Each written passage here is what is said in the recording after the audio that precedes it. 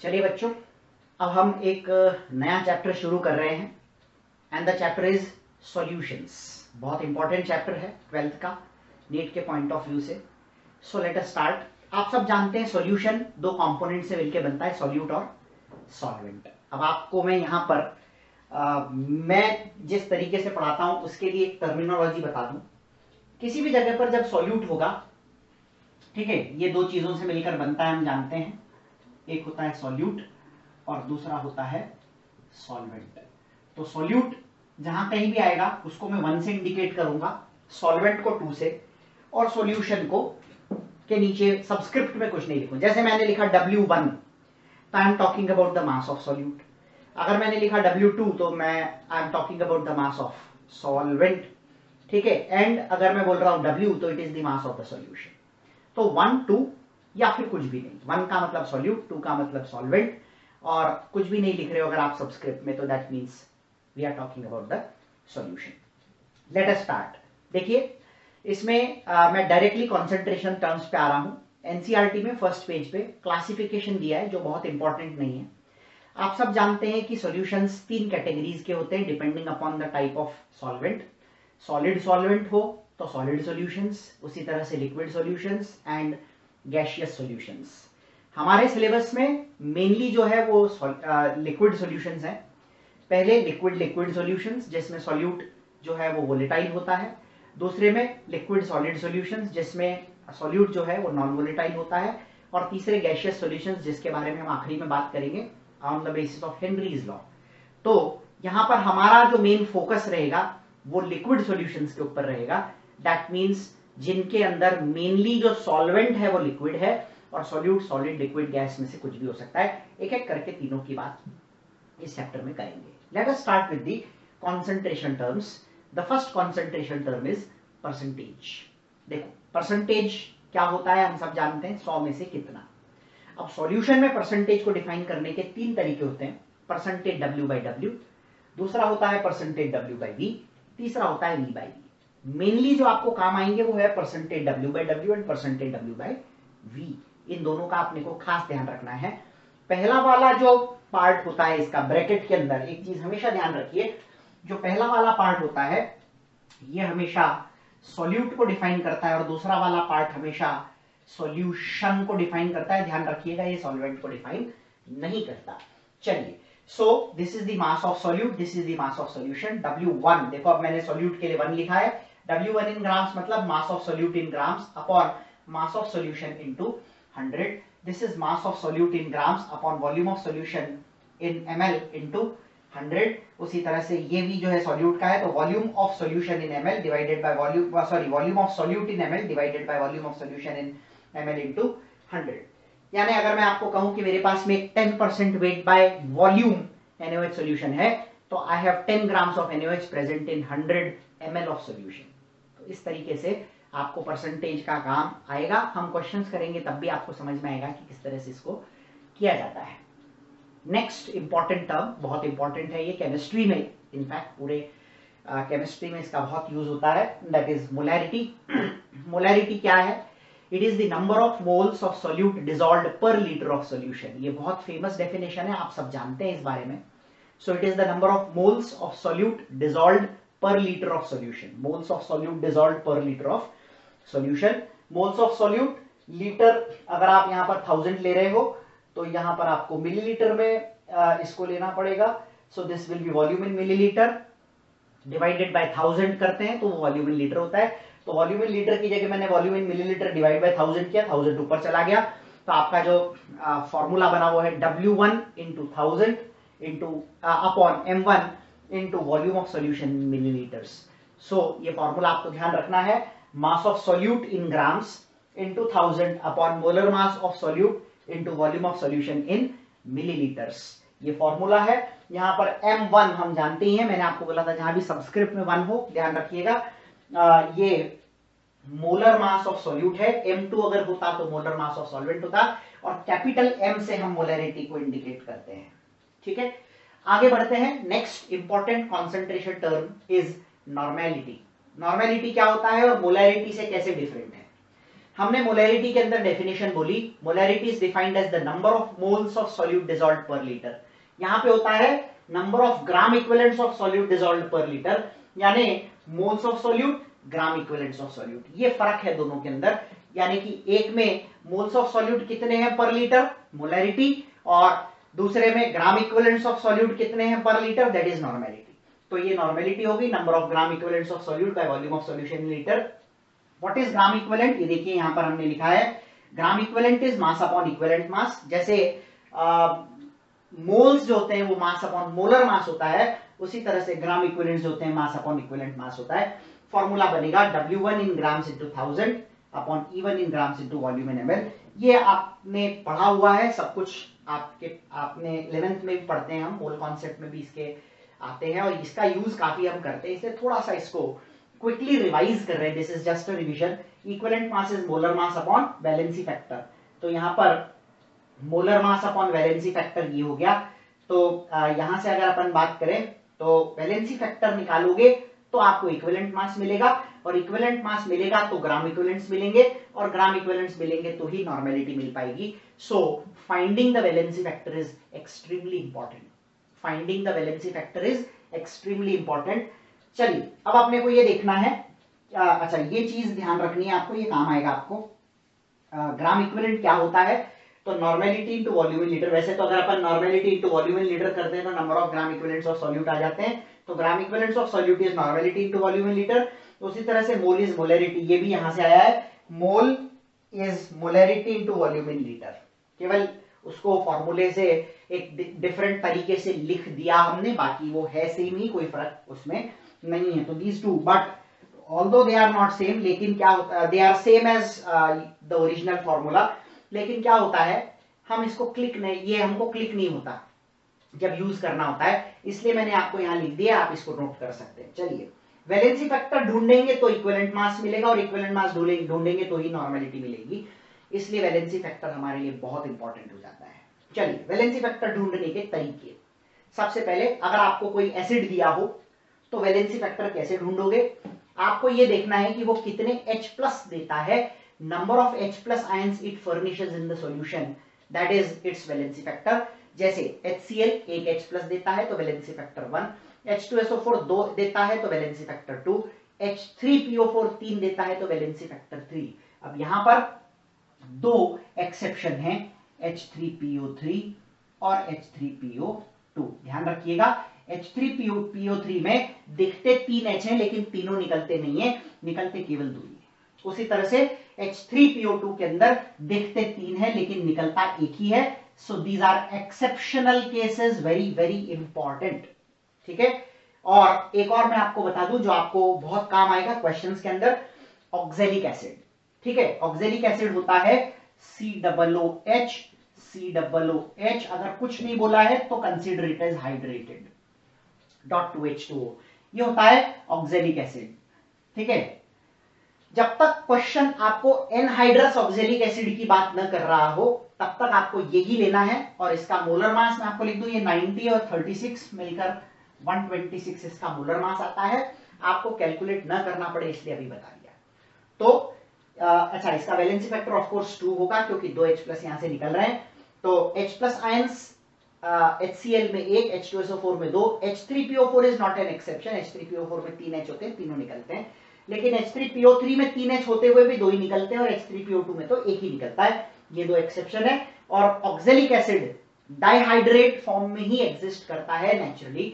तो आपको अगर कुछ नहीं बोला जा रहा है क्वेश्चन में तो you consider it with 2 moles of water, water के 2 मोल्स के साथ उसको कंसिडर करना पड़ेगा। बेस में कोई एक्सेप्शन नहीं है। अच्छा, एसिड के लिए इसे बेसिसिटी कहा जाता है, कितने H+ वो दे रहा है वो देखना है। बेस के लिए इसे एसिडिटी कहा जाता है, कितने OH- आयंस वो दे रहा है वो आपको देखना होता है। इसमें कोई एक्सेप्शन नहीं, NaOH1, BOH whole twice 2, AlOH whole thrice 3 etcetera, जितने OH दिखेंगे हमेशा उतने ही निकलेंगे, कोई एक्सेप्शन इसमें नहीं है। सॉल्ट, सॉल्ट के लिए क्या देखोगे, total charge carried bye either cation और एनायन, कैटायन और एनायन का टोटल चार्ज। एक दो एग्जांपल लेते हैं। फॉर एग्जांपल अगर मैं आपको बोलूं Na2SO4 का वैलेंसी फैक्टर बताओ, या मैं आपको बोलूं Al2SO4 थ्राइस का वैलेंसी फैक्टर बताओ, तो जब आप सबसे पहला काम आप क्या करोगे, इसको आयनाइज करोगे, ये आयनाइज होकर देगा 2Na+ और SO4 2-, ये आपको देगा 2Al3+ एंड 3SO4 2-। अब आपको यहां पर टोटल चार्ज देखना, 2 into +1 is +2 -2, +2 -2 मतलब वैलेंसी फैक्टर 2 हो गया, 2 into +3 is 6, 3 into -2 is 6 again, तो ये इसका वैलेंसी फैक्टर 6 हो गया, इसका वैलेंसी फैक्टर 2 हो गया। आप कोई भी सॉल्ट लीजिए, सबसे बढ़िया तरीका है, सबसे पहले उसे आप देखिए कि पानी में घोलोगे तो टूटेगा कैसे। टूटने के बाद टोटल कैटायन का चार्ज कितना है या टोटल एनायन का चार्ज कितना है, अगर आपको ये पता है तो that is it's valency factor. ठीक है, चलिए अगला है इन अ केमिकल रिएक्शन। देखो केमिकल रिएक्शन की अगर अपन बात करते हैं तो आपको एसिड या बेस में कितने H+ या OH हैं वो मैटर नहीं करता, मैटर ये करता है कि उन गिवन H+ में से रिएक्शन में कितने टेक पार्ट कर रहे हैं। फॉर एग्जाम्पल अभी हमने पढ़ा H3PO4 का वैलेंसी फैक्टर 3 होता है। अब आप क्वेश्चन को समझिए, अगर मैं आपसे कहूं कि बताइए H3PO4 का वैलेंसी फैक्टर क्या है, तो आपका आंसर होगा 3। लेकिन अगर मैं आपसे यह कहूं कि इस पर्टिकुलर रिएक्शन में H3PO4 का वैलेंसी फैक्टर क्या है, तो आपको यह देखना पड़ेगा कि इसमें H3PO4 अपने कितने H+ इन्वॉल्व करवा रहा है। देखो इधर यहां है H2PO4 और यहां है H3PO4। अगर आप H3PO4 से इस NaH2PO4 के बनने की प्रोसेस को देखो तो H3PO4 से यहां पर जो बच गया वो H2PO4 है, इसका मतलब एक H रिलीज हुआ। There is a release of how many H+? 1 H+। तो एक H+ अगर निकला है तो इसका सिंपल सा मीनिंग ये है कि इसका वैलेंसी फैक्टर इस पर्टिकुलर रिएक्शन के अंदर 1 है। अगर मैं H3PO4 के साथ 2NOH ले लूंगा तो ये बनाएगा Na2HPO4, तो HPO4 मतलब 2 H निकल गए। अगर मैं H3PO4 को 3NOH के साथ रिएक्ट कराऊंगा तो ये बनाएगा Na3PO4, और Na3PO4 के अंदर H+ है ही नहीं, इसका मतलब तीनों निकल गए, वहां वैलेंसी फैक्टर 3 हो जाएगा। अच्छा, इतना देखने की जरूरत नहीं है। अगर आपकी रिएक्शन बैलेंस्ड है, ठीक है, अगर आपकी रिएक्शन बैलेंस्ड है तो check for the number of water molecules produced. जितने वाटर मॉलिक्यूल प्रोड्यूस होते हैं in the balanced acid base reaction, ठीक है, उस पर्टिकुलर केस में आप ऐसा कह सकते हैं कि वाटर के number of moles is equivalent to the valency factor. एक पानी तो एक वैलेंसी फैक्टर, जैसे इसमें 1 है।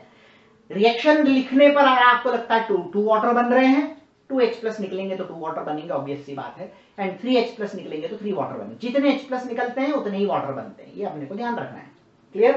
तो वाटर के मॉलिक्यूल्स जो हैं, वाटर के मॉलिक्यूल्स जो हैं वो कितने बन रहे हैं, that will directly define the valency factor. So this is a short trick. एक तरह से आप कह सकते हो कि एक ट्रिक है जिसके बेसिस पर हम ये पता लगा सकते हैं।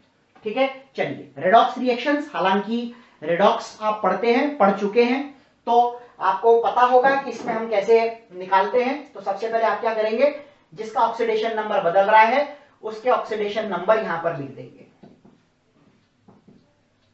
ये है +6, और अब आपको देखना है दोनों तरफ मैंगनीज बैलेंस्ड है कि नहीं, और बैलेंस होने के बाद उसका चेंज देखना है, टोटल चार्ज का चेंज देखना है। एक Mn +7 वाला, so total charge here is +7, एक Mn +2 वाला, so total charge here is +2, +7 से +2 यानी 5 का change. A stands for acidic medium, N stands for neutral medium, B stands for basic medium. Neutral को आप वीकली अल्कलाइन भी कह सकते हैं। यदि आपके क्वेश्चन में वीकली अल्कलाइन कहा गया है तो न्यूट्रल और वीकली अल्कलाइन एक ही होता है। +7 से +2 5 का चेंज, +7 से +4 3 का चेंज, +7 से +6 1 का change. So these are the valency factors ऑफ KMnO4 इन डिफरेंट मीडियम्स। और ध्यान रखिएगा जब क्वेश्चन आएगा KMnO4 पे तो they expect you to learn this, इसलिए आपको ये ध्यान रखना है, बहुत इंपॉर्टेंट चीज है। उसी तरह डाइक्रोमेट में मैं आपको बताऊं क्या फर्क होता है, what is the difference. Dichromate में क्रोमियम का ऑक्सीडेशन नंबर हम जानते हैं +6 होता है, ये मुझे निकाल के बताने की जरूरत नहीं है आपको, आप सब जानते हैं, रेडॉक्स रिएक्शन में आपने ये चीज पढ़ी हुई है। डाइक्रोमेट में K2Cr2O7 में क्रोमियम +6 होता है, यहाँ पे क्रोमियम +3 है। यहाँ 2 क्रोमियम है तो सबसे पहले बैलेंस कीजिए, मैंने आपको बोला था बैलेंसिंग इज वेरी इंपॉर्टेंट। केवल उस आयन का बैलेंसिंग करना है, ठीक है, जिसके अंदर चेंज ऑब्जर्व हो रहा है। यहाँ 2 क्रोमियम +6 वाले, सो टोटल चार्ज इज +12, यहाँ 2 क्रोमियम +3 वाले, so total charge is +6, so there is a change of 6 for 1 mole of potassium dichromate। एक मोल कंपाउंड के अंदर कितने इलेक्ट्रॉन्स का ट्रांसफर या यूं कहें कितने का ऑक्सीडेशन नंबर में बदलाव आ रहा है, that is called as valency factor. So here the valency factor of K2Cr2O7 is 6. ठीक है, तो ये चीज अपने को बहुत ध्यान रखनी है. ठीक है, this is very very important to find the valency factor. एक बार आपको इन सभी केसेस के बेसिस पर वैलेंसी फैक्टर मिल गया तो आपको इक्विवेलेंट मास मिल जाएगा. इक्विवेलेंट मास मिल जाएगा तो आपको इक्विवेलेंट्स मिल जाएंगे, और इक्विवेलेंट्स मिल जाएंगे तो नॉर्मेलिटी बड़े आराम से मिल जाएगी. ठीक है, बाकी अभी इसमें डाइल्यूशन और मिक्सिंग का केस और बहुत सारे कॉन्सेंट्रेशन टर्म्स बाकी हैं. नेक्स्ट सेक्शन में हम उसे पढ़ेंगे. ओके, मोलैरिटी और नॉर्मेलिटी से ही रिलेटेड एक सेक्शन आता है जिसे हम उसी के साथ इंक्लूड कर रहे हैं, that is dilution and mixing. आप कोई सॉल्यूशन लेते हो, उसमें पानी मिलाते हो, that is called as dilution. और आप दो सॉल्यूशन लेते हो, दोनों को मिला देते हो, that is called as mixing. अब आपको इस पे क्वेश्चन पूछा जाता है कि मिक्स करने के बाद में जो सॉल्यूशन बना उसकी नई कॉन्सेंट्रेशन क्या थी, कितना वॉल्यूम होगा. बहुत सारे क्वेश्चन हो सकते हैं, फॉर्मूला एक ही है. डाइल्यूशन में आपको क्वेश्चन पूछा जाता है कि एक सॉल्यूशन है जिसकी मोलैरिटी और वॉल्यूम आपको दिया हुआ है. अगर मैं हम इसके अंदर पानी मिला दें और इतना पानी मिला दें तो सॉल्यूशन कितना हो जाएगा, या सॉल्यूशन का कॉन्सेंट्रेशन इतना हो गया तो आपने कितना पानी मिलाया. इस बात का आपको ध्यान रखना होता है. तो late us start with the first part, that is dilution.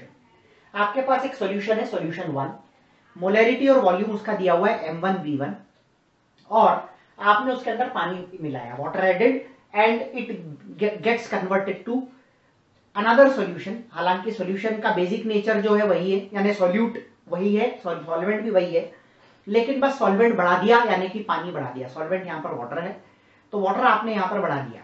अब आप जब वाटर को यहां पर बढ़ा देते हैं तो क्या होता है, डाइल्यूशन होता है और कॉन्सेंट्रेशन घट जाती है, वॉल्यूम बढ़ जाता है. सो M1 और M2 की बात करें तो M2 will be less, V1 और V2 की बात करें तो V2 will be more. Ultimately ये दोनों बैलेंस हो जाते हैं.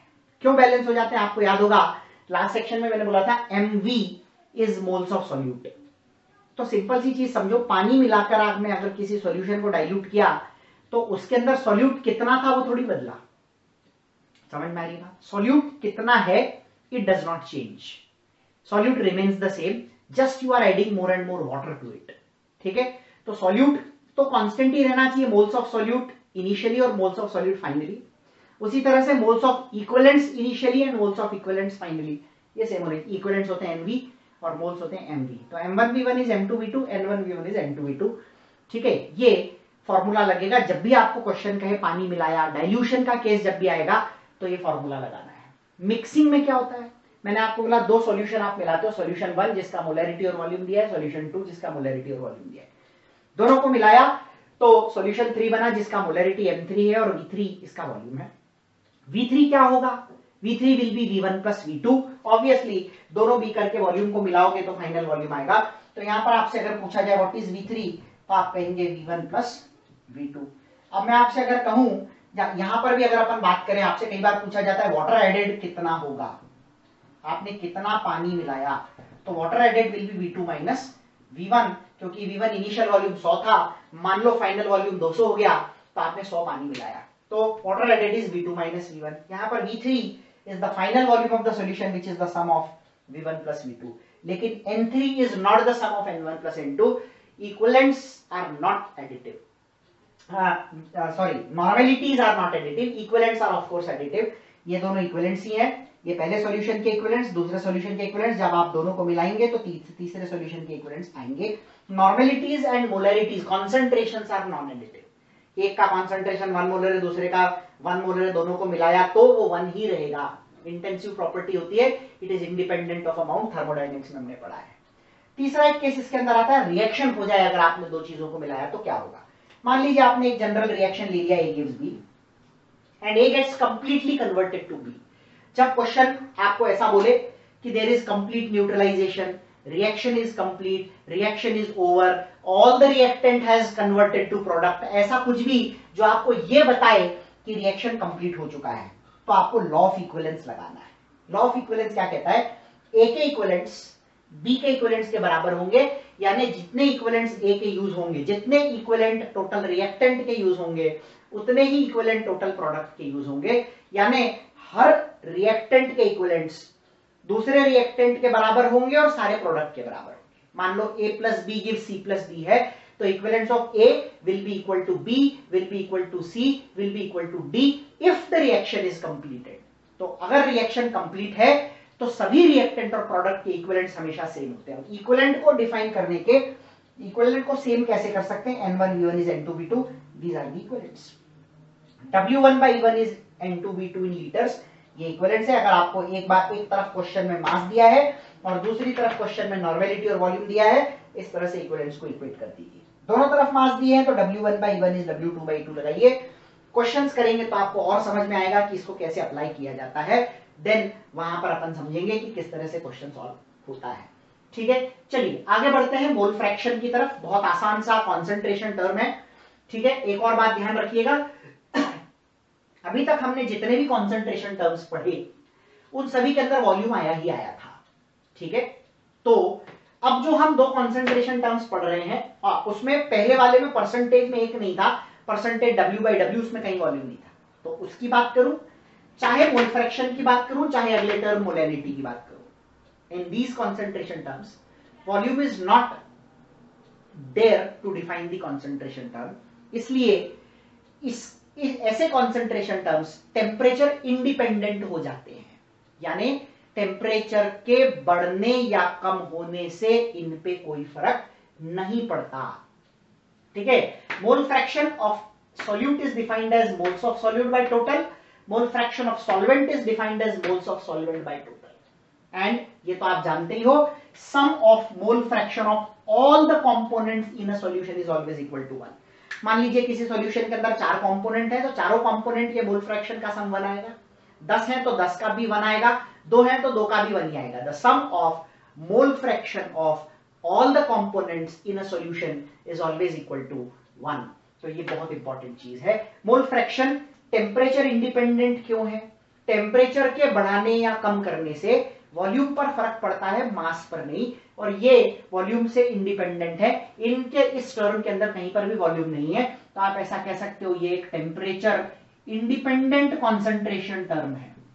ये आपको नीट में कई बार पूछा जाता है। परसेंटेज W/W भी इसी टाइप का था, मोल फ्रैक्शन भी इसी टाइप का है, और ये मोलैलिटी भी इसी टाइप का है। टेम्परेचर इंडिपेंडेंट कॉन्सेंट्रेशन टर्म्स में परसेंटेज W/W आता है, मोल फ्रैक्शन आता है, मोलैलिटी आती है। मोलैलिटी क्यों आती है? Let us see what is molality. देखो इधर ये बेसिक डेफिनेशन है, it is the number of moles of solute dissolved per kilogram of solvent. देखो 2 लिखा है मतलब सॉल्वेंट। ध्यान रखिएगा, अभी तक हम कॉन्सेंट्रेशन को डिफाइन कर रहे थे इन टर्म्स ऑफ सॉल्यूशन। नीचे हम V इन लीटर लिख रहे थे, V1 V2 कुछ भी लिख नहीं रहे थे। यहां हमने W2 इन kg लिखा है, यानी mass of solute dissolved, mass of solute आपको kg में लेना है, number of moles of solute dissolved per kilogram of solvent, number of moles of solute dissolved per kilogram of solvent, ये अपने को ध्यान रखना है। समझ में आ रही है बात? क्लियर है? चलिए, नंबर ऑफ मोल्स को कैसे लिख सकते हैं? मास of solute upon molar mass of solute into 1000 upon W2 in grams. Into 1000 क्यों किया? ये ग्राम है, ये किलोग्राम है। किलोग्राम को ग्राम के टर्म्स में कैसे लिखेंगे? मास इन ग्राम्स डिवाइडेड बाय 1000 ऊपर चला गया। ये बहुत छोटी छोटी चीजें, आपको एक्सप्लेन करने की बहुत ज्यादा जरूरत नहीं होनी चाहिए। चलिए, अभी तक अपन ने जो भी पढ़ा, ठीक है, उनसे रिलेटेड कुछ इंपॉर्टेंट रिलेशंस हैं, ये मैं आपको अब बताने जा रहा हूं। ठीक है, चलिए, some important relations, relation between capital M and percentage W/V।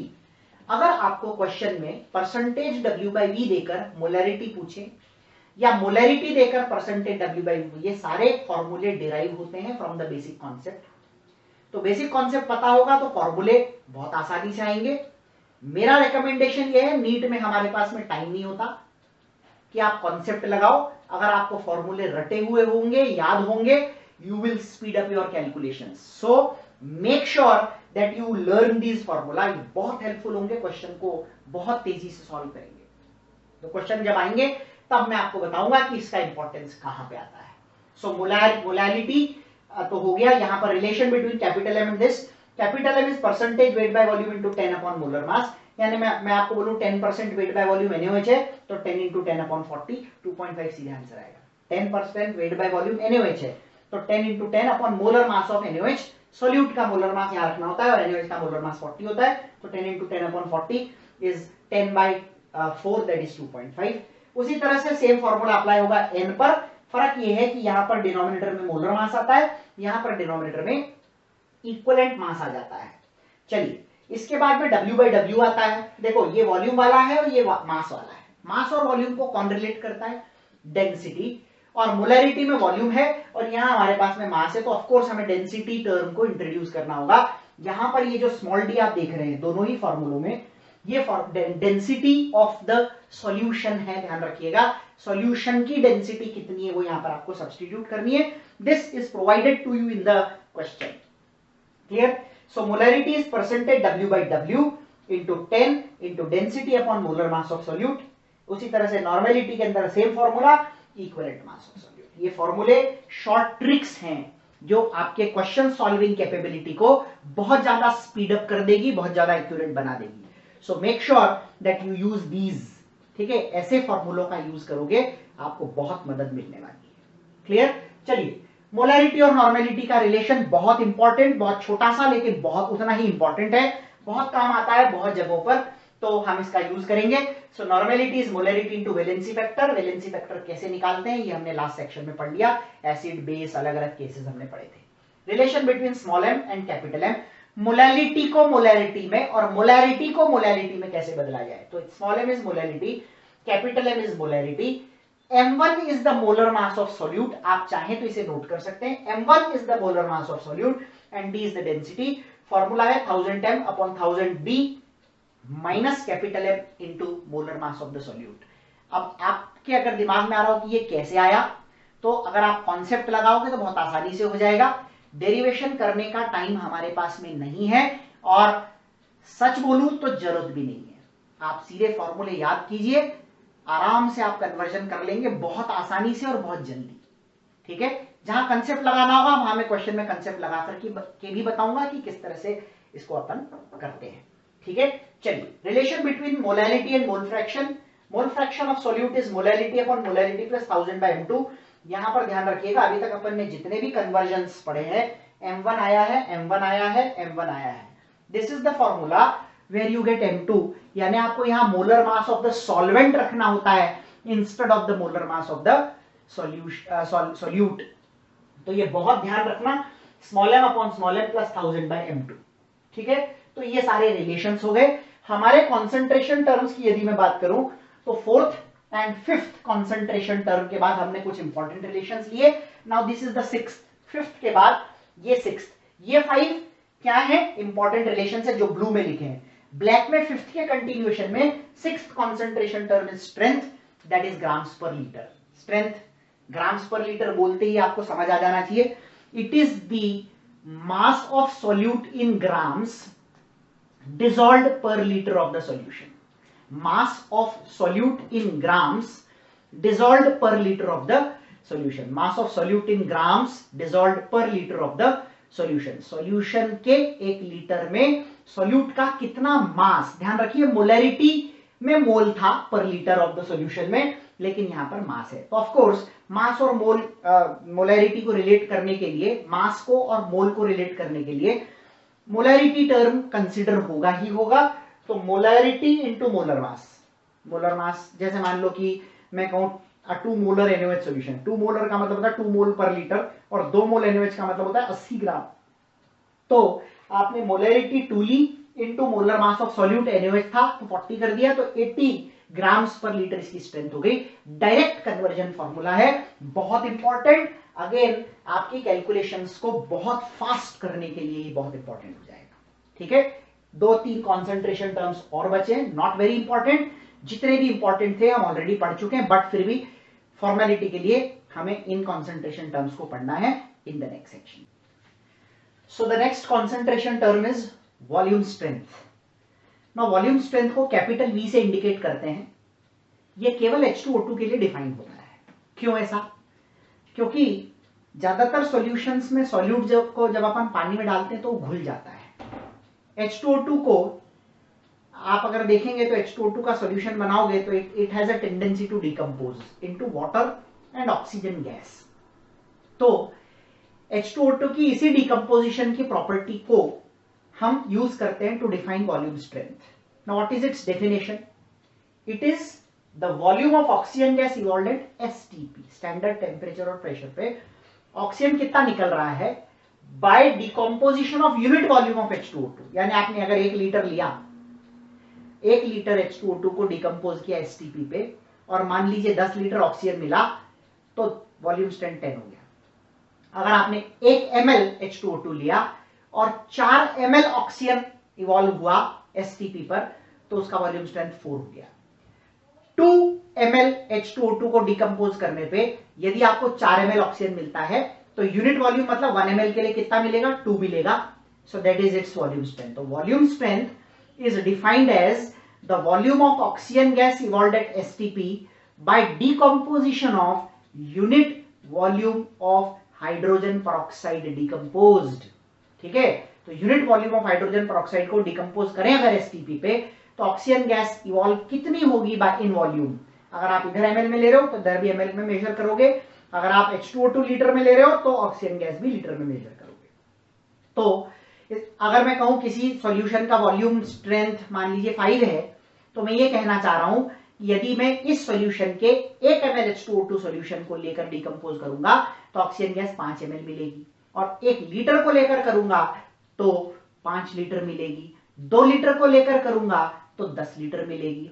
3 को लेकर करूंगा तो 15 मिलेगी. यानी पर यूनिट वॉल्यूम से 5 लीटर H2O2 5 लीटर ऑक्सीजन अगर डिकम्पोज हो रहा है तो इसका मतलब volume strength is 5.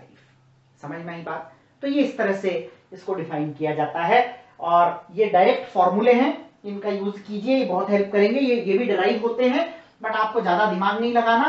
Just use these 2 formula. बहुत आसान हो जाएंगे आपके सारे वॉल्यूम स्ट्रेंथ के क्वेश्चंस जो भी आप सॉल्व करते हैं. Volume strength is molarity into 11.2, volume strength is normality into 5.6. Of course यहां पर वैलेंसी फैक्टर कंसीडर होता है. H2O2 के लिए वैलेंसी फैक्टर होता है 2 क्योंकि ये 2H+ दे रहा है. ठीक है, चलिए अगला है पार्ट्स पर मिलियन. ये जो कॉन्सेंट्रेशन टर्म है ये ट्रेस क्वांटिटीज के लिए यूज होता है. यानी when the amount of some solute is very very less. Trace का मतलब होता है बहुत कम होना. ठीक है, तब हम पीपीएम का यूज करते हैं. ठीक है, जैसे आप वाटर के अंदर डिसॉल्व्ड सॉल्ट्स की बात करते हो तो उनको हम पीपीएम में मेजर करते हैं because their concentration is extremely low. ठीक है, जैसे परसेंट होता है वैसा ही लगभग ये है. फर्क क्या है? परसेंट मतलब 100 में से और पर मिलियन. यहां पर अगर आप केवल आखिरी के 2 वर्ड्स को देखो तो ये पर मिलियन की बात कर रहा है. तो परसेंट, सेंट का मतलब होता है 100, तो परसेंट मतलब हर 100 में से. उसी तरह से पर मिलियन का मतलब हर मिलियन में से. ठीक है, पीपीएम की बात करें तो parts of solute by parts of solution into 10 to the power 6. Parts of solute by parts of solution into 10 to the power 6.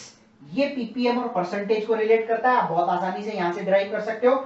100 into 10 power 4 करो, 100 के साथ ये वाला पार्ट परसेंटेज हो जाएगा into 10 to the power 4. Derivation पे जाने की जरूरत नहीं है, आप सीधे इसका यूज कर सकते हैं. ठीक है, आखिरी कॉन्सेंट्रेशन टर्म है formality. It is just for formality. Simple इसलिए क्योंकि इस पे क्वेश्चंस नहीं पूछे जाते, लेकिन हमें पता होना चाहिए क्या है, कभी पूछ लें तो आना चाहिए. ठीक है, तो फॉर्मेलिटी की बात करें तो ये 2 केसेस में यूज होता है. Formality is defined for ionic compounds. ठीक है, आयनिक कंपाउंड्स के लिए फॉर्मूला मास डिफाइन होता है, मोलर मास डिफाइन नहीं होता, मॉलिक्यूलर फॉर्मूला नहीं होता. उन आयनिक कंपाउंड्स जो होते हैं उनके अंदर एक लैटिस डिफाइन होता है. ठीक है, NaCl है तो NaCl के चाहे बहुत सारे यूनिट्स उसमें जुड़े हुए हो, you don't call it as NaClX, it is simply called as NaCl. तो बेसिकली हम उसका एम्पेरिकल फॉर्मूला लेते हैं और उसी एम्पेरिकल फॉर्मूला के बेस पर फॉर्मूला मास डिफाइन किया जाता है. क्लियर? तो ये 2 के लिए यूज होता है, एक आयनिक कंपाउंड्स के लिए, दूसरा एसोसिएटिव सॉल्यूट्स के लिए. एसोसिएटिव सॉल्यूट्स क्या होते हैं? ऐसे सॉल्यूट्स जो किसी पर्टिकुलर सॉल्वेंट में जाकर एसोसिएशन शो करते हो, डाइमर बनाते हो, ट्राइमर बनाते हो, टेट्रामर बनाते हो, उनको कहते हैं एसोसिएटिव. एक एग्जांपल इसका बहुत अच्छा है, सारे कार्बोक्सिलिक एसिड्स, बेंजोइक एसिड हो गया, फॉर्मिक एसिड हो गया, एसिटिक एसिड हो गया, ये जब हम बेंजीन के अंदर लेते हैं तो बेंजीन के अंदर ये डाइमर बना देते हैं. क्लियर? बेंजीन के अंदर ये डाइमर बनाते हैं और डाइमर बनने का मतलब ये हो गया कि 2 units of that particular carboxylic acid combine together. अब यहां पर फर्क कहां आता है समझना। पहले तो फॉर्मूला देखिए, केवल एक ही फर्क है, मोलैरिटी से देखें या नॉर्मेलिटी से देखें तो यहां पर मोलैरिटी में मोलर मास आता है, नॉर्मेलिटी में इक्विवेलेंट मास आता है और यहां फॉर्मूला मास आता है। ज्यादातर कंपाउंड्स के लिए तो formula mass is same as molar mass, जैसे NaCl या आयनिक कंपाउंड्स के लिए तो ये सेम ही होता है। एसोसिएटिव सॉलिड्स के लिए यहां फर्क आ जाता है। जैसे एक एग्जांपल मैंने आपको बोला, डाइमराइजेस, दो एसिटिक एसिड अगर बेंजीन में डाले जाए तो वो डाइमर बना लेते हैं। अब डाइमर बनने के बाद जो फॉर्मूला मास होता है वो उस पर्टिकुलर सॉल्यूशन में एसिटिक एसिड या बेंजोइक एसिड के फॉर्मूले से डिफाइन होता है।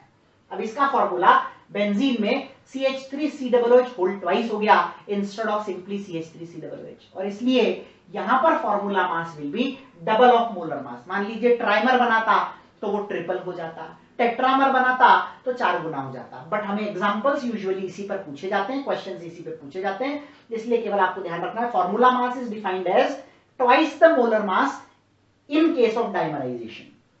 ये केवल डाइमर के केस में है, यानी इस पर्टिकुलर एग्जांपल के लिए formula mass is twice molar mass. Trimer हो तो थ्राइस हो जाएगा, टेट्रामर हो तो 4 टाइम्स हो जाएगा। इस तरह से ये काम करेगा, ठीक है। सो यहां पर आपके सारे कॉन्सेंट्रेशन टर्म्स खत्म हो जाते हैं। अब हम बात करेंगे इनसे रिलेटेड न्यूमेरिकल्स की पहले, and then we will talk about the next topic. Actual chapter की शुरुआत हम इसके बाद करेंगे, तो पहले इससे रिलेटेड न्यूमेरिकल देख लेते हैं फटाफट। चलिए, फॉर्मूला फॉर्मेलिटी पे ही बेस्ड क्वेश्चन पूछ लिया है। बेंजोइक एसिड डाइमर बनाता है, हम जानते हैं, ज्यादा कुछ करना नहीं है, सीधे फॉर्मेलिटी का फॉर्मूला लगाना है। मास ऑफ सॉल्यूट देखिए 61 ग्राम्स ऑफ बेंजोइक एसिड है, ये वाला फॉर्मूला लगा रहे हैं, मास ऑफ सॉल्यूट इन ग्राम 61, ठीक है, into 1000 upon formula mass. Benzoic acid का मोलर मास है 122, तो फॉर्मूला मास हो जाएगा 244, क्योंकि it will be double, dimer बनाता है। So this will become 244 into this will be 250। 250 से 4 टाइम्स जाएगा और यहां पर ये 4 टाइम्स जाएगा, तो वन फॉर्मल सॉल्यूशन बेसिकली यहां पर आ जाता है। तो 61 का 4 टाइम्स ये, 250 का 4 टाइम्स ये, 4 से 4 कैंसिल हो जाता है। सो it is this solution has a formality of 1, इसकी वैल्यू जो है वो 1 आएगी। तो इस तरह से ऐसे क्वेश्चंस को हमें सॉल्व करना होता है। क्लियर? आगे बढ़ते हैं, परसेंटेज और मोलैरिटी पे बेस्ड क्वेश्चन। देखो, molarity, normality, molarity. 49% weight by weight H2SO4 has density this। तो सबसे पहले तो हम मोलैरिटी निकालें, percentage weight by weight into density into 10 upon molar मास, ये हमारा फॉर्मूला है। Percentage weight by wait is 49, मैं फॉर्मूला लिख नहीं रहा हूं, लास्ट सेक्शन में बता चुका हूं, फटाफट से क्वेश्चन को सॉल्व करते हैं। Percentage weight by weight into density into 10 upon molar mass of sulphuric acid is 98। इसको जब आप सॉल्व करते हैं तो ये 49 से 2 टाइम्स जाता है, 2 से 5 टाइम्स जाता है, सो योर मोलैरिटी बिकम 7.5। ठीक है, आपने सीधा फॉर्मूला लगाया, percentage weight by weight into density into 10 upon molar mass. For molarity आ गई 7.5, so normality will be molarity into valency factor, that is 15। ठीक है, तो नॉर्मेलिटी की वैल्यू आ गई 50। अब आपसे पूछा है मोलैरिटी, और मोलैरिटी को लिंक करने वाला हमने एक फॉर्मूला पढ़ा था, 1000 capital M upon 1000 D minus M into M1। ठीक है, फॉर्मूला लगाते हैं, 1000 M की वैल्यू है 7.5 अपॉन 1000 D की वैल्यू है 1.5, ठीक है, minus capital M is 7.5 into M1 that is the molar mass of this, so this is 98। अब आप देखो, देखने में ये बड़ा कॉम्प्लिकेटेड लगता है, ऐसे क्वेश्चंस को हमेशा अप्रोक्सीमेशन की मदद से सॉल्व कीजिए। एक बार आप अप्रोक्सीमेशन लोगे, बेहतरीन तरीके से क्वेश्चन जल्दी सॉल्व होगा और आपको ज्यादा दिमाग भी नहीं लगाना पड़ेगा। देखो, ये प्रैक्टिस से आएगा, मैं कर रहा हूं, वही रूल फॉलो करना जरूरी नहीं है, आप अपने हिसाब से अप्रोक्सीमेशन जरूर ले सकते हो, बट ये ध्यान रखिए कि ये प्रैक्टिस से आएगा। सो कैलकुलेटर को हाथ लगाना बंद करो, ज्यादा से ज्यादा अप्रोक्सीमेशंस का यूज करो। 1000 इंटू 7.5 हम जानते हैं 7500 होता है, डिवाइडेड बाय 1000 इंटू 1.5 1500 होता है, माइनस, अब अगर ये 98 है, इसको मैं 100 ले लूं तो 100 इंटू 7.5 इज 750। अब अगर आप इसको सॉल्व करते हो तो ये 10 के आसपास आता है। इसका एग्जैक्ट आंसर आपको बताता हूं, जब आप एक्यूरेट कैलकुलेशन करोगे तो इसका एग्जैक्ट आंसर आएगा 9.8, लेकिन हमने यहां पर अप्रोक्सीमेशन लिया तो हमारे आंसर आएगा 10। बहुत ज्यादा फर्क आंसर में नहीं है। ऐसा आप 99.9% केसेस में कर पाएंगे, क्योंकि नीट में आने वाले क्वेश्चंस में इतने क्लोज ऑप्शन नहीं होते कि एक दे दिया 9.8 और दूसरा दे दिया 10। नो, और वो भी दे दे चलो तो भी हम इसमें क्या दिमाग लगाएंगे। देखो एक सिंपल सी चीज, इसको आपने 100 किया तो आपने माइनस करा बड़ा वैल्यू, तो ये वाली वैल्यू छोटी हो गई, ये छोटी हो गई तो आपका आंसर बड़ा आएगा। तो आपका आंसर बड़ा आया है, तो anything less than 10 would be and closest to 10 would be the accurate answer, अगर पूछें तो भी। वापस से समझो, मैंने कहा कि मान लो मेरा 10 आया, अब एक्यूरेट आंसर 10 से बड़ा होगा कि 10 से छोटा, तो उसको गैस करने के लिए मेरे को ये देखना है कि मैंने किया क्या। 98 को माना 100, तो जो माइनस किया वो वैल्यू बड़ी हो गई, तो बड़ी वैल्यू को माइनस किया तो डिनोमिनेटर छोटा हो गया, और डिनोमिनेटर छोटा हो गया तो मेरा वैल्यू आना चाहिए बड़ा, यानी एक्चुअल आंसर 9.8 यानी 10 से छोटा होगा। बट इसकी जरूरत आपको पड़ेगी नहीं, क्योंकि ऑप्शन ऐसे होते हैं कि आप बहुत आराम से एक्यूरेट आंसर चुन सकते हो।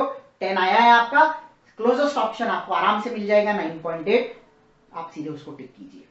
ये अप्रोच रखोगे तो क्वेश्चन बहुत आसानी से सॉल्व होंगे, otherwise it will become very difficult for you. चलिए अगला आता है परसेंटेज स्ट्रेंथ ऑफ 10VH22। अब आप एक सिंपल सी चीज समझ लो। सबसे पहले तो यहां पर सबसे पहला कंफ्यूजन ही हमको ये होता है कि इसका मतलब क्या। इसका मतलब स्ट्रेंथ की परसेंटेज। देखो एक सिंपल सी चीज है, जब भी ये दोनों टर्म्स एक साथ हो तो it is actually percentage. Percentage आपको निकालना है। परसेंटेज और मोलैरिटी का हम रिलेशन बहुत आराम से जानते हैं। डेंसिटी नहीं दी है तो हम परसेंटेज W/V कंसिडर करेंगे। सबसे पहले मोलैरिटी निकालेंगे। Volume strength is molarity into 11.2। Volume strength की वैल्यू है 10 is equal to molarity into 11.2। So molarity will be 10/11.2। मैं इसको सॉल्व नहीं कर रहा हूं क्योंकि मुझे आगे इसको सब्स्टिट्यूट करना है। एक रूल बना लो हमेशा के लिए, जब भी आपको कोई वैल्यू निकाल के वापस सब्स्टिट्यूट करनी हो तो इसे निकालो मत, डोंट वेस्ट योर टाइम। अब देखो ये कितना आसान हो जाता है। मोलैरिटी का फॉर्मूला होता है percentage weight by volume into 10 upon molar mass. So molarity आपको दे रखी है 10/11.2, परसेंटेज हमें निकालना है into 10 upon molar mass of H2O2 is 34। ये 10 से हो गया 10 कैंसल, 11 3 33, सो अप्रोक्सीमेटली इसका आंसर आएगा 3%। 3 100 ग्राम में, अब मैं आपसे बोलूं 100 ml में 100 ml में 3 है, अब मैं आपसे बोलूं स्ट्रेंथ बताइए तो 1000 ml में कितना, यानी कि 1 लीटर में कितने ग्राम से वो पूछा जाता है, तो उसका आंसर 3 ग्राम्स हो जाएगा, 30 ग्राम्स हो जाएगा। तो अगर क्वेश्चन कहता है स्ट्रेंथ बताओ तो हम ग्राम पर लीटर बताते हैं। अगर क्वेश्चन कह रहा है परसेंटेज स्ट्रेंथ बताओ तो आपको परसेंटेज बताना है, स्ट्रेंथ नहीं बतानी है। So be very careful. If percentage strength is the word, then it is percentage. If only strength is the word, then it is actually strength. समझ में आ रही बात? चलिए एक क्वेश्चन और इस सेशन से, फिर नेक्स्ट सेशन में हम कुछ और क्वेश्चंस देखेंगे। What is the weight of sucrose present in 1 kg solution, 1 molar concentration? ये क्वेश्चन प्योरली थियोरेटिकल है, इसमें आपको कोई फॉर्मूला नहीं लगेगा, कॉन्सेप्चुअली करके बताते हैं। आप चाहो तो इसको देखो किस तरह से होगा। सबसे पहले हम मोलैरिटी की डेफिनेशन से बात करेंगे। तो इस हिसाब से बात करें तो 1 मोल सुक्रोज प्रेजेंट है 1 kg सॉल्वेंट में, right. 1 mole of sucrose per kilogram of solvent is molarity. 1 mole sucrose का मतलब होता है 342 gram sucrose is present in 1000 gram solvent. हमें 1 kg सॉल्यूशन चाहिए, तो पहले तो इसका टोटल सॉल्यूशन देखो। 342 ग्राम सुक्रोज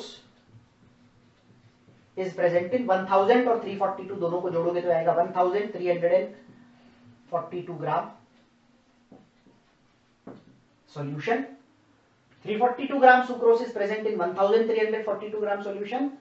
सो अब वो पूछ रहा है how many grams will be present in 1 kg solution, इतने में इतना, तो x ग्राम सुक्रोज मान लेते हैं will be present in 1 kg का मतलब 1000 ग्राम सॉल्यूशन। इसको जब आप सिंप्लीफाई करेंगे तो x आएगा 342 इंटू 1000 अपॉन 1342।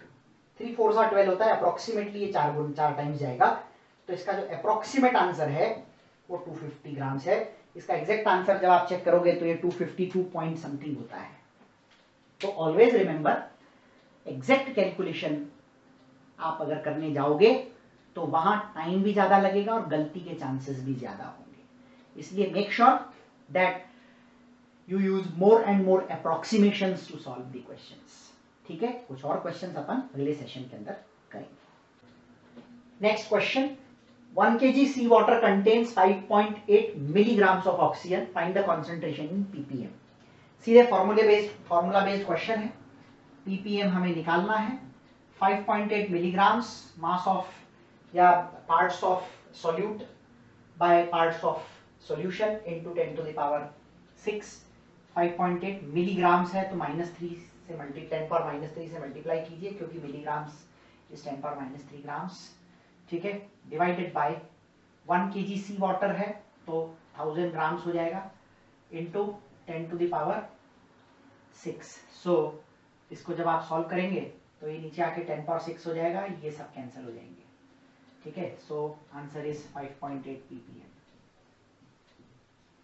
क्लियर? चलिए अगला देखें, find mole fraction of solute in 1 molar aqueous solution.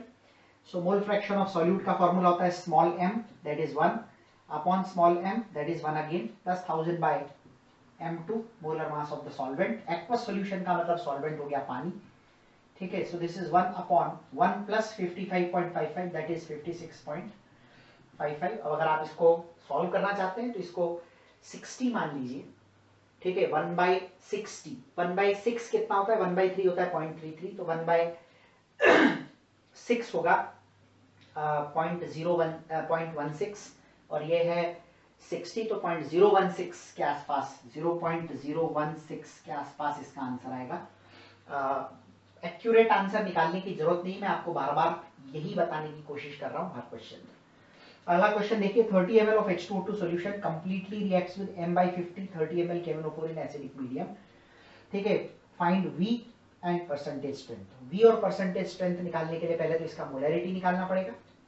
ठीक है, तो सबसे पहले तो हम इसमें मोलैरिटी निकालेंगे।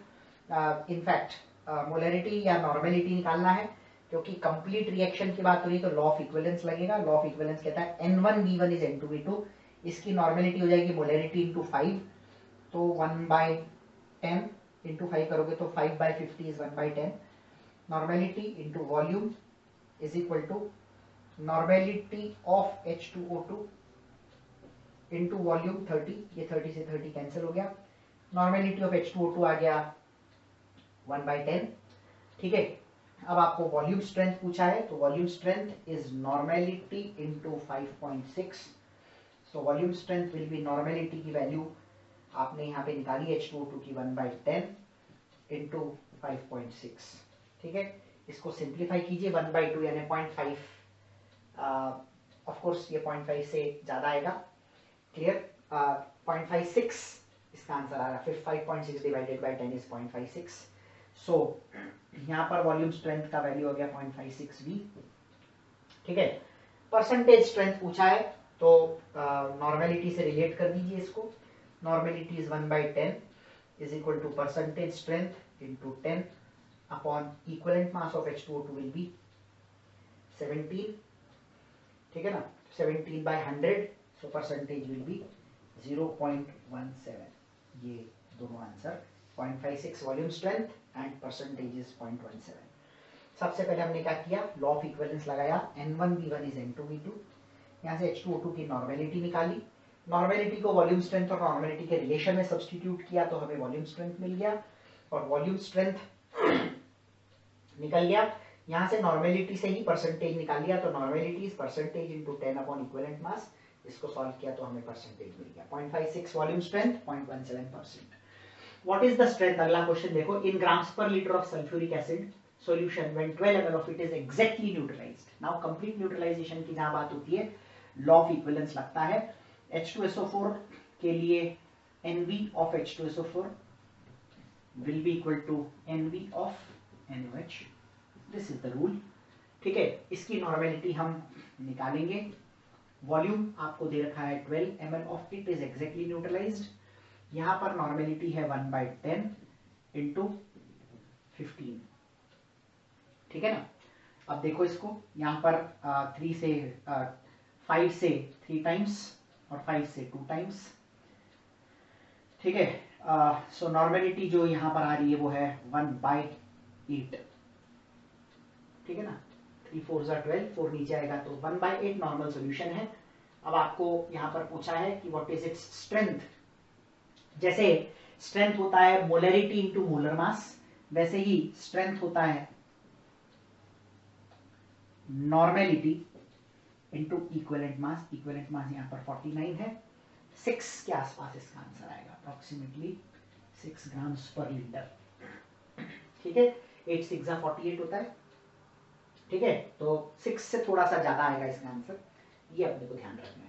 फाइंड, अगला क्वेश्चन देखिए, find the volume in millilitre of 0.5 molar H2SO4 needed to completely react with 0.5 grams of copper carbonate। Again completely react बोल दिया है, सो लॉ ऑफ इक्विवेलेंस लगेगा 0.5, ठीक है, इनटू वॉल्यूम इन लीटर होना चाहिए। तो ये तो वॉल्यूम इन मिलीलीटर है, तो इसको अपन वॉल्यूम इन मिलीलीटर अपने को निकालना है, डिवाइड बाय 1000 करना पड़ेगा। That will be equal to mass of copper carbonate 0.5 by copper carbonate का इक्विवेलेंट मास अगर अपन देखेंगे तो ये वैलेंसी फैक्टर 2 है, तो इक्विवेलेंट मास विल बी 62, ठीक है ना। ये 0.5 से 0.5 कैंसिल हो गया, so volume in ml will be 1000 by 62, ठीक है ना। इसको आप सिंप्लीफाई करेंगे, यू विल गेट आंसर। आप इसको चाहें तो 124 भी ले सकते हैं, ठीक है ना। 124,000 से अगर अपन बात कर रहे हैं, यहाँ से अगर आप इसको सॉल्व करोगे तो 0.5 ग्राम्स ऑफ कॉपर कार्बोनेट का मोलर मास 124 है। तो कंप्लीट रिएक्शन की बात हो रही है, तो 0.5 H2SO4, इसके अंदर अपने को नॉर्मेलिटी लेनी पड़ेगी, सो इंटू 2, ठीक है। सो 1000 बाय 124 आएगा यहाँ।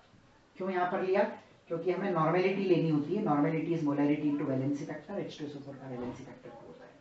जब आप इसको सॉल्व करेंगे 1000 बाय 124, अगर ये 125 होता तो 8 होता, इसलिए इसका अप्रोक्सीमेट आंसर होगा 8 मिलीलीटर, ठीक है। तो ये ध्यान रखना है, वैलेंसी फैक्टर को कंसीडर करना है।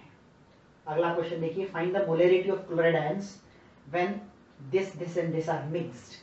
मिक्सिंग का क्वेश्चन है, so final molarity M will be, chloride ion देखने अपने को, KCl में एक ही क्लोराइड है, तो 500 इंटू 0.1 प्लस 500 इंटू 1 KNO3 है, इसमें क्लोराइड है ही नहीं तो इसको स्किप कर दीजिए। 500 इंटू 1 इंटू 2 यहाँ पर हो जाएगा 500 इंटू 1, लेकिन क्लोराइड आयन है तो क्लोराइड आयन 2 है यहाँ पर, इसलिए डबल करना पड़ेगा।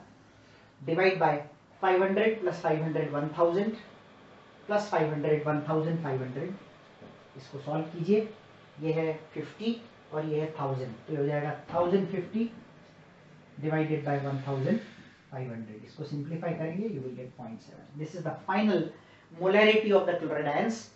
ये मिक्सिंग का क्वेश्चन हो गया, ठीक है। चलिए अगला क्वेश्चन देखिए, in order to prepare N/25 100 ml solution, what volume of N/20 and N/30। 100 ml लेना है, फाइनल सॉल्यूशन होना चाहिए, तो दोनों को मिलाएंगे तो ये कितने कितने होंगे, ठीक है। सो N1 V1 या N3 V3 इसको बोल देते हैं फाइनल को, is equal to N1 into V1 plus N2 into V2। इसको आप x के लिए सॉल्व करेंगे, ठीक है। x के लिए सॉल्व करेंगे तो आई थिंक x की वैल्यू 40 आएगी। आप इसको सिंप्लीफाई कीजिएगा, टाइम वेस्ट नहीं करेंगे कैलकुलेशन करके, ठीक है। x की वैल्यू 40 आएगी, तो x किसका है 1/20 का, तो 1/20 वाला 40 और 1/30 वाला 60 जब अपन लेंगे तो हमें एक N/25 100 ml सॉल्यूशन मिल जाएगा। चलिए final question from this section. अगले सेशन के अंदर कुछ क्वेश्चंस और लूंगा। Find the volume ratio of 6.5 normal nitric acid and water which is required to convert it into 3.5 normal. चलिए ठीक है, 6.5 नॉर्मल HNO3 में हम कितना वाटर मिलाएं to convert it into 3.5 normal HNO3। तो यहां पर आपको सिंपली 6.5 नॉर्मल नाइट्रिक एसिड और वाटर कितना मिलाया है वो लेना है। तो 6.5 नॉर्मल नाइट्रिक एसिड, ठीक है ना, में मान लो X नाइट्रिक एसिड का है और Y वाटर का है, ठीक है ना।